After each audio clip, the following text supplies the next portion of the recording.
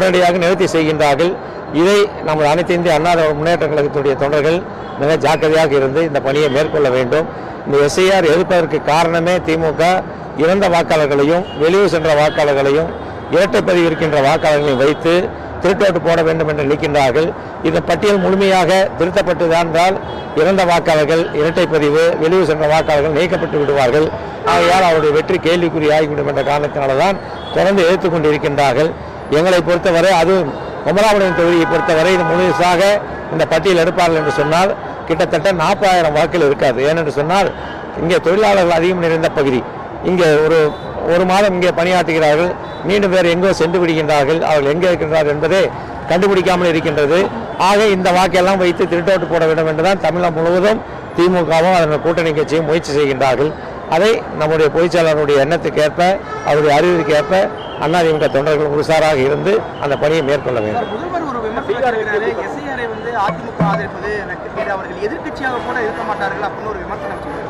நான் உங்களே கேட்குறேன், இப்போ இறந்த வாக்காளர்லாம் நீக்க வேண்டாமா? இப்போ உங்களுக்கே கொம்பாவளத்தில் தெரியும் எவ்வளோ வாக்காளர்கள் இல்லை என்று. அந்த வாக்காளர்லாம் பட்டியலே இருக்க வேண்டுமா? அதை வச்சு அவங்க திருட்டோட்டு போட பார்க்குறாங்க. அதனுடைய வெளிப்பாடு தான் அந்த வேகம் தான் அந்த கோபம் தான் எங்களை திட்டிகிட்டு இருக்கிறாங்க. மக்களுக்கு நல்லா தெரியுது, செஞ்சால் மக்கள் உண்மையான மக்கள் ஓட்டு போட போறாங்கன்னு தெரியும். அப்பொழுது அந்த ஆட்சி வீட்டுக்கு போகும். அந்த இடப்பெயர் முதலமைச்சர் ஆவார்.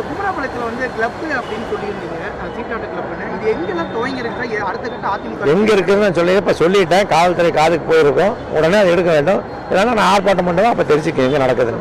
உங்களுக்கு பத்திரிகையாளருக்கு தெரியாத எங்கேயும் இல்ல பத்திரிகையாளருக்கு தெரியாத எங்கேயும் நடக்க போறது இல்லை. கிளப்பு உங்களுக்கு தெரியும், நீங்க தான் எங்கிட்ட சொல்லணும். நீ என்ன கேட்குறீங்க? அதுவும் நியூஸ் தமிழ் தெரியாத எந்த நியூஸுமே இருக்காது. நீங்க என்ன கேட்குறீங்க? அதான் பேசும்போது சொன்னேன். நான் சொல்றது இப்போ அவங்க ஏஜென்ட் இருக்கிறாங்க. எதுக்கு அவங்க எஸ்ஐஆர் எதுக்குறவங்க ஒவ்வொரு அதிகாரிகிட்ட இருந்து அந்த வடிவத்தை வாங்கிட்டு போய் நாங்களே கொடுத்துக்கிறேன்னு சொல்லி அந்த அதிகாரிகள் எதுக்காக மிரட்டணும்?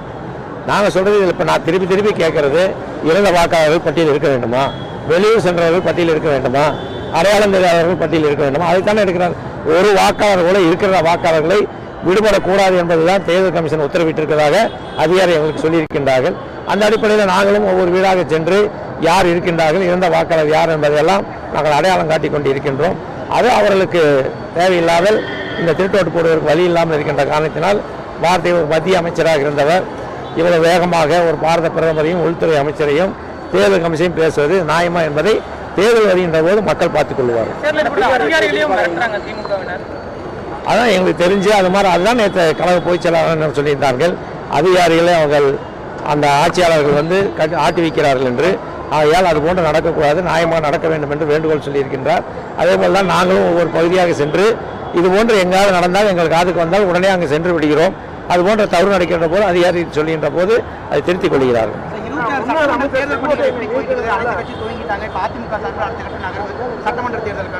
கழக பொதுச் செயலாளர் 174 தொகுதியில் மக்களை காப்போம், தமிழகத்தை மீட்போம் என்ற பிரச்சாரத்தை செய்திருக்கின்றார்கள், தொடர்ந்து செய்து கொண்டிருக்கின்றார்கள். எங்களுடைய களப்பணி உங்களுக்கு தெரியும். தொடர்ந்து நாங்கள் இந்த பூத்து கமிட்டி, அதே போல் பூத்தில் இருக்கின்ற ஐடி விங்கு, இளைஞரணி, இப்பொழுது BLA 2 என்று தொடர்ந்து நாங்கள் கழக பணியாற்றி கொண்டிருக்கின்றோம்.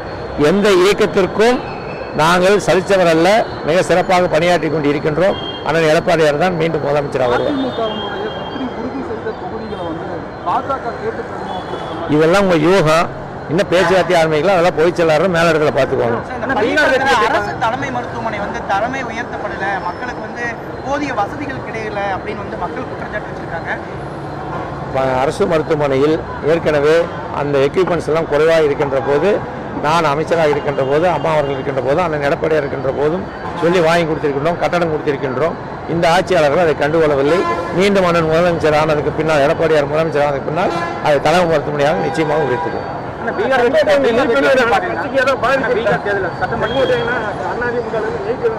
பீகாரை பொறுத்தவரை தேர்தல் கமிஷன் தெளிவாக சொல்லியிருந்தது, வாக்காளர் பட்டியல் திருத்த முகாமுக்கு பின்னால் ஏதாவது பாதிப்பு இருந்தால் நீதிமன்றத்தை நாடலாம் என்று சொல்லியிருந்தார்கள். ஆக அதற்கு பின்னால் யாருமே நீதிமன்றத்தை நாடவில்லை, நியாயமாகத்தான் நடந்திருக்கின்றது. அவர்கள் தோல்வி என்பது அவர்களுக்கு இதை ஏற்றுக்கொள்ள முடியாமல் மத்திய அரசையும் தேர்தல் கமிஷனையும் குறை சொல்லிக் கொண்டிருக்கின்றார்கள். இதை முழுமையாக எஸ்ஐஆர் என்பதை முழுமையாக நாம் விளைவிக்கின்றோம். பீகாரை பொறுத்தவரை மக்கள் நல திட்டங்களுக்கும் நல்லாட்சிக்கும் கிடைத்திருக்கின்ற அங்கீகாரம். அதுதான் எங்களுடைய பொதுச் செயலாளர் அவர்கள் நேற்றைய தினமே சொல்லிவிட்டார். வணக்கம்.